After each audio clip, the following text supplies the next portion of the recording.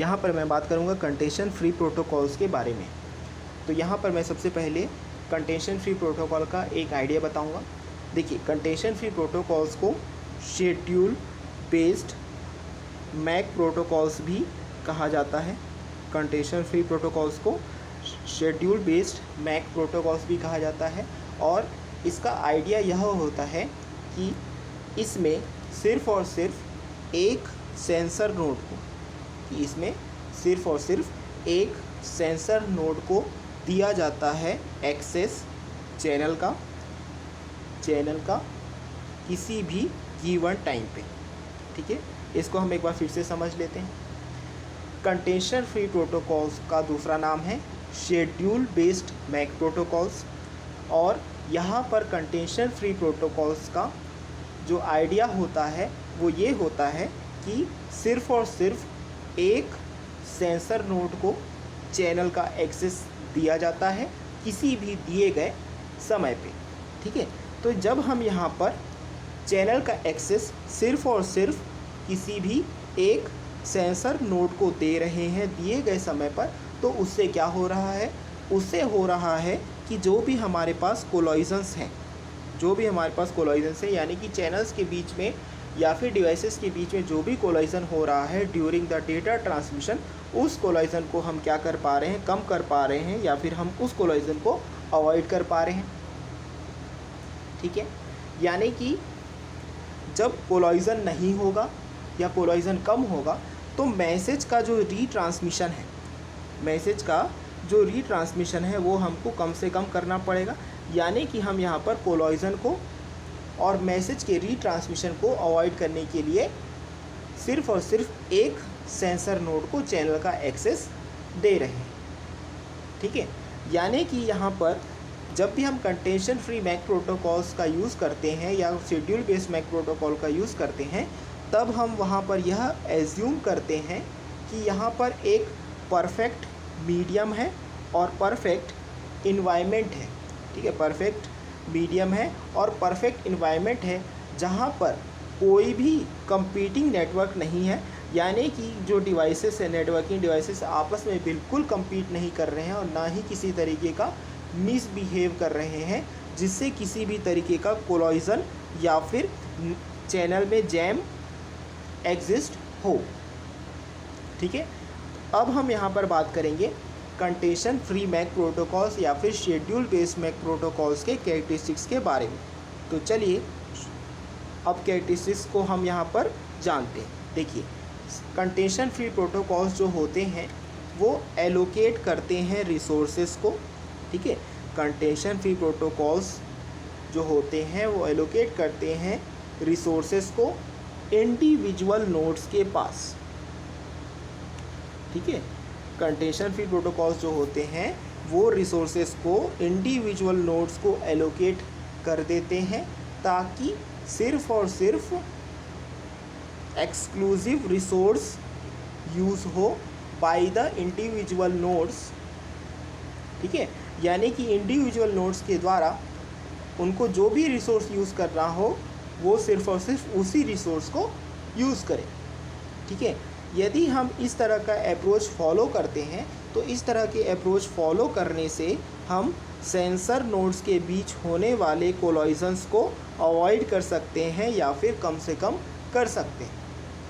ठीक है, तो इस वजह से बहुत सारे डिज़ायरेबल कैरेक्टरिस्टिक्स होते हैं कंटेंशन फ्री प्रोटोकॉल्स के। ठीक है, देखिए, पहला जो कि डिज़ायरेबल कैरेक्टरिस्टिक्स है वो ये है कि कंटेंशन फ्री प्रोटोकॉल्स के केस में एक फिक्स्ड एलोकेशन हो जाता है स्लॉट्स का। कंटेंशन फ्री प्रोटोकॉल्स के केस में एक फिक्स्ड एलोकेशन हो जाता है स्लॉट्स का, जिससे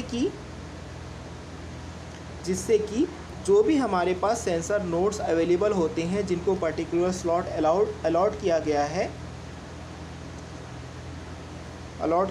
तो वो सारे नोड्स इस बात को डिटरमाइन कर सकते हैं या फिर इस सिचुएशन को डिटरमाइन कर सकते हैं कि कब उन्हें एक्टिवेट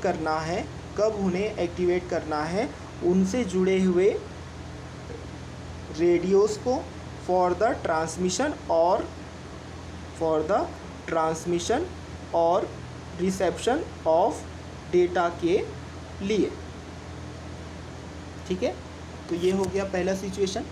ठीक है, बाकी बचे हुए अन्य स्लॉट्स के लिए, ठीक है, बाकी बचे हुए अन्य स्लॉट्स के लिए रेडियो को, बाकी बचे हुए अन्य स्लॉट्स के लिए रेडियो को स्विच किया जा सकता है एक लो पावर स्लीप मोड में, ताकि एनर्जी सेविंग की जा सके। ठीक है, ताकि एनर्जी सेविंग की जा सके। ठीक है, इसका मतलब ये होता है कि जो भी हम typical contention free protocols use करेंगे, जो भी हम typical contention free protocols use करेंगे, उनमें जो एडवांटेजेस मिलेगा वो एडवांटेजेस होगा एनर्जी एफिशिएंसी के टर्म्स में, यानी कि यहाँ पर हम एनर्जी सेविंग बहुत ही आसानी से कर पाएंगे। ठीक है,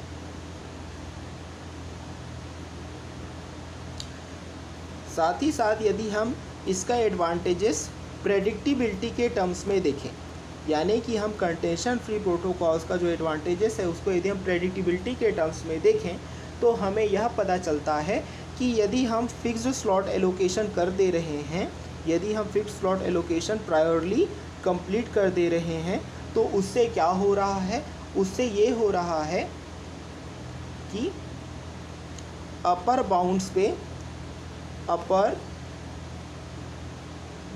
पे एक डिले आ रहा है, अपर बाउंड्स पे एक डिले आ रहा है, और यह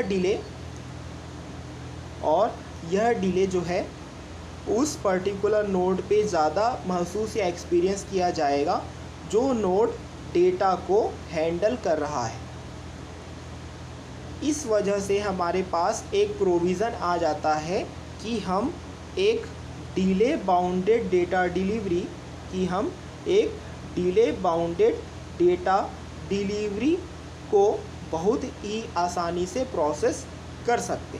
तो ये हो गए हमारे पास दो एडवांटेजेस, जिसमें पहला एडवांटेजेस रिलेटेड था फिक्स्ड एलोकेशन से, और दूसरा एडवांटेजेस रिलेटेड था प्रेडिक्टिबिलिटी से।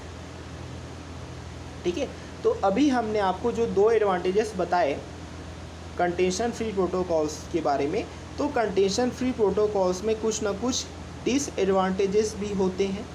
ठीक है, तो आइए अब हम देखेंगे कि कंटेंशन फ्री प्रोटोकॉल्स में कौन कौन से डिसएडवांटेजेस हो सकते हैं। देखिए, यहाँ पर हमको यह समझना होगा कि किसी भी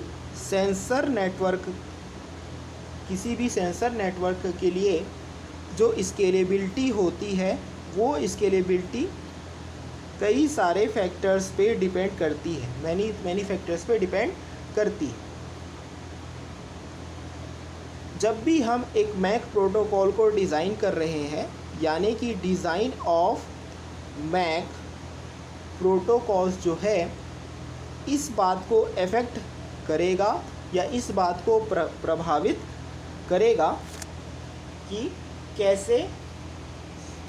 कैसे रिसोर्सेज जो होंगे, कि कैसे रिसोर्सेज को यूज़ किया जाएगा एक लार्ज स्केल नेटवर्क में। यानी कि मैक प्रोटोकॉल्स को हम जिस तरीके से डिज़ाइन कर रहे हैं उसके बेसिस पे ही रिसोर्सेज को यूटिलाइज किया जाएगा। कंटेंशन फ्री प्रोटोकॉल्स में यदि हम कंटेंशन फ्री प्रोटोकॉल्स को फिक्स्ड स्लॉट असाइनमेंट के साथ यूज़ कर रहे हैं, suppose we are using contention free protocols along with fixed slot assignment, तब उससे क्या होगा, काफ़ी सारे डिज़ाइन चैलेंजेस क्रिएट हो जाएंगे। इसका मतलब ये है कि सारे नोड्स के लिए यह बहुत ही ज़्यादा डिफ़िकल्ट हो जाता है कि हम डिज़ाइन कर पाएँ, अलग अलग शेड्यूल्स हम डिज़ाइन कर पाएँ। या फिर हम यहाँ पर इफ़ेक्टिवली यूटिलाइज़ कर पाएंगे। साथ ही साथ एक और चीज़ चैलेंजिंग हो जाती है, वो ये होती है कि जब भी फ्रेम और स्लॉट का साइज जो है वो सेम रहे सारे नोड्स के लिए, उस केस में जो है हम अवेलेबल बैंडविड्थ को इफ़ेक्टिवली यूज़ नहीं कर पाएंगे। यानी कि हमने यह कहा है अभी तक कि सपोज़ जितने भी नोड्स अवेलेबल हैं वो सारे नोड्स में फ्रेम और स्लॉट साइज सेम होगा, उस केस में अवेलेबल बैंडविड्थ को फुल यूटिलाइज़ करना बहुत ही मुश्किल हो जाता है। ठीक है। दूसरा सबसे इम्पॉर्टेंट पॉइंट जो है वो ये है कि सपोज़ नेटवर्क से रिलेटेड कुछ चेंजेस होते हैं या फिर नेटवर्क के एक्सपीरियंस में कुछ चेंजेस होते हैं। सपोज़ टोपोलॉजी में यानी कि नेटवर्क के आर्किटेक्चर में कुछ चेंज हो रहा है, नेटवर्क की डेंसिटी यानी कि डिवाइस की डेंसिटी में कुछ चेंज हो रहा है, नेटवर्क के साइज पे कोई चेंज हो रहा है, या फिर नेटवर्क के ट्रैफिक पे कोई चेंज हो रहा है। उन सारे केसेस में हमें क्या करना पड़ता है, हमें सारे स्लॉट्स को रीएलोकेट करना पड़ता है। साथ ही साथ हमें रीसाइज करना पड़ता है, यानी कि रीसाइजिंग करनी पड़ती है। फ्रेम्स और स्लॉट्स का हमें रीसाइज करना पड़ता है। ठीक है। यानी कि ऐसे नेटवर्क यहाँ पर क्या हो जाएगा, ऐसे नेटवर्क जहाँ पे लगातार फ्रीक्वेंट चेंजेस हो रहे हैं,